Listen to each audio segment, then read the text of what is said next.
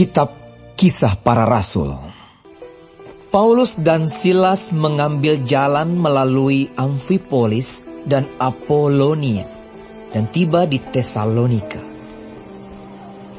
Di situ ada sebuah rumah ibadat orang Yahudi. Seperti biasa, Paulus masuk ke rumah ibadat itu. 3 hari Sabat berturut-turut ia membicarakan dengan mereka bagian-bagian dari kitab suci. Ia menerangkannya kepada mereka dan menunjukkan bahwa Mesias harus menderita dan bangkit dari antara orang mati. Lalu ia berkata, "Inilah Mesias, yaitu Yesus, yang kuberitakan kepadamu." Beberapa orang dari mereka menjadi yakin dan menggabungkan diri dengan Paulus dan Silas, dan juga sejumlah besar orang Yunani yang takut kepada Allah, dan tidak sedikit perempuan-perempuan terkemuka.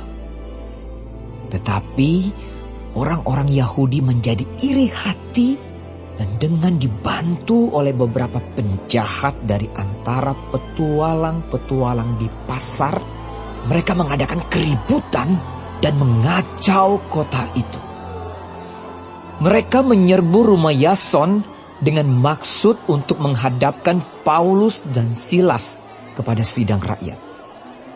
Tetapi ketika mereka tidak menemukan keduanya, mereka menyeret Yason dan beberapa saudara ke hadapan pembesar-pembesar kota sambil berteriak, katanya, "Orang-orang yang mengacaukan seluruh dunia telah datang juga kemari. Dan Yason menerima mereka menumpang di rumahnya. Mereka semua bertindak melawan ketetapan-ketetapan Kaisar dengan mengatakan bahwa ada seorang raja lain, yaitu Yesus." Ketika orang banyak dan pembesar-pembesar kota mendengar semuanya itu, mereka menjadi gelisah.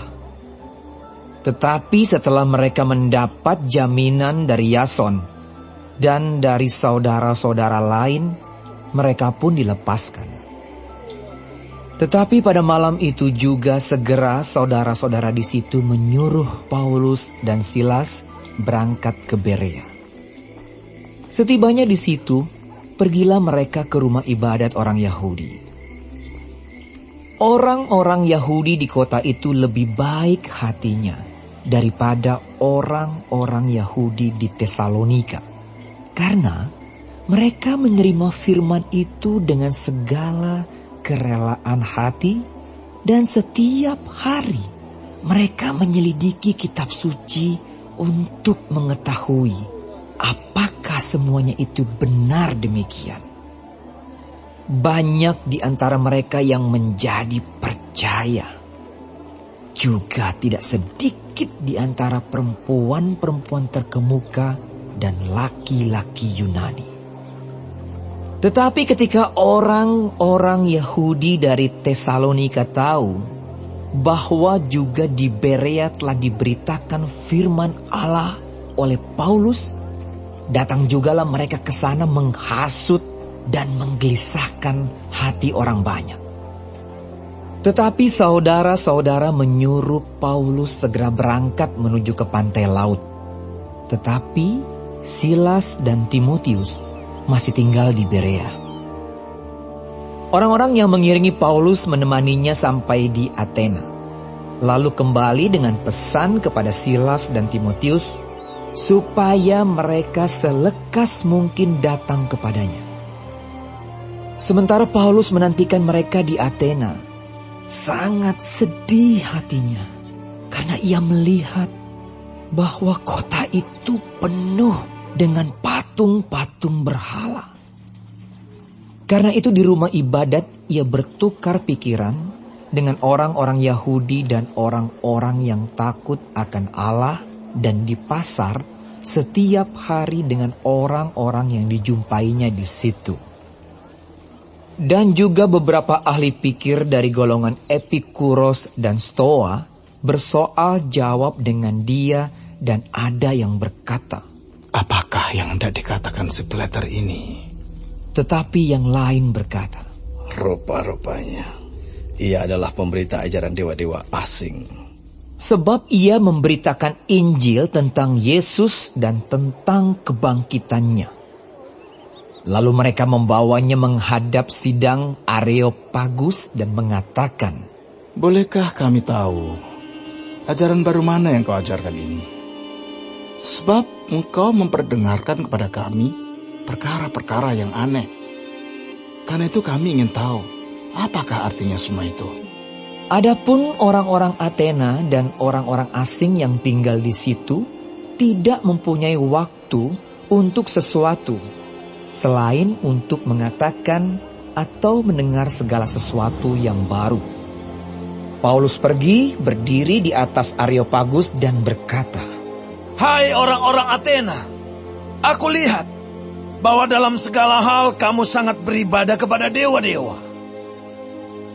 Sebab ketika aku berjalan-jalan di kotamu dan melihat barang-barang pujaanmu, aku menjumpai juga sebuah mezbah dengan tulisan, kepada Allah yang tidak dikenal. Apa yang kamu sembah tanpa mengenalnya? Itulah yang kuberitakan kepada kamu.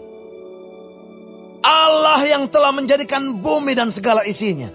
Ia yang adalah Tuhan atas langit dan bumi. Tidak diam dalam kuil-kuil buatan tangan manusia. Dan juga dia tidak dilayani oleh tangan manusia. Seolah-olah ia kekurangan apa-apa. Karena dialah yang memberikan hidup dan nafas. Dan segala sesuatu kepada semua orang. Dari satu orang saja, ia telah menjadikan semua bangsa dan umat manusia untuk mendiami seluruh muka bumi. Dan ia telah menentukan musim-musim bagi mereka dan batas-batas kediaman mereka. Supaya mereka mencari dia dan mudah-mudahan menjamah dan menemukan dia. Walaupun ia tidak jauh dari kita masing-masing.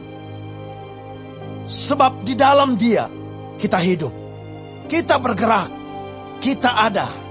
Seperti yang telah juga dikatakan oleh pujangga-pujanggamu. Sebab kita ini dari keturunan Allah juga. Karena kita berasal dari keturunan Allah.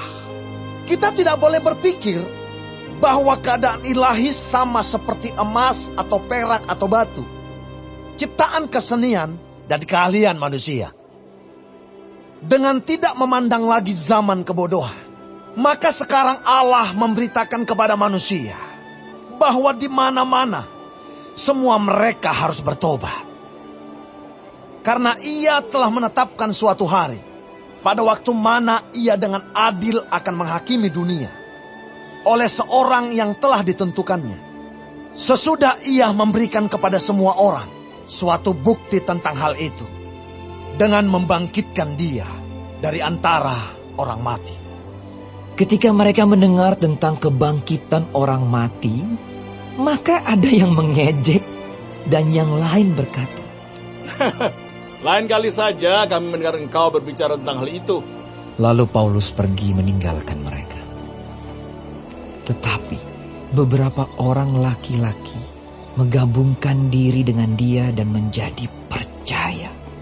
Di antaranya juga Dionysius, anggota majelis Areopagus, dan seorang perempuan bernama Damaris, dan juga orang-orang lain bersama-sama dengan mereka.